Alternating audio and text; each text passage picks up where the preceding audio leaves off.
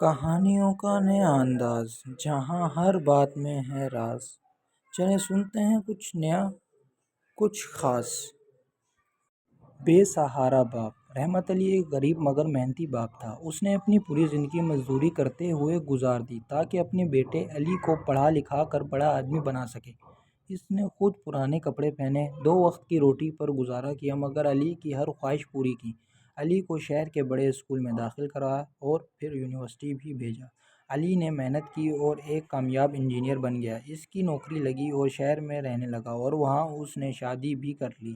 رحمت علی خوش تھا کہ اس کی قربانیاں رنگ لائیں، مگر وقت کے ساتھ علی نے پلٹ کر باپ کی خبر لینا چھوڑ دی۔ بوڑھا باپ روز علی کے فون کا انتظار کرتا، مگر فون نہ آتا۔ ایک دن رحمت علی بیمار ہو گیا۔ اس نے علی کو پیغام بھیجا مگر جواب نہ آیا۔ گاؤں کے پڑوسیوں نے علی کو خبر دی، لیکن وہ مصروفیات کا بہانہ بنا کر نہ آیا۔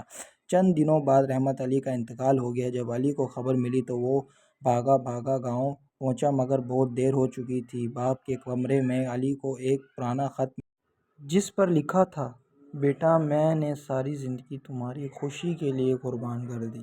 اگر تم خوش ہو تو میں سکون سے دنیا سے جا رہا ہوں۔ بس ایک بار مجھے بیٹے کہہ کر پکار لینا تاکہ میری روح کو سکون ملے۔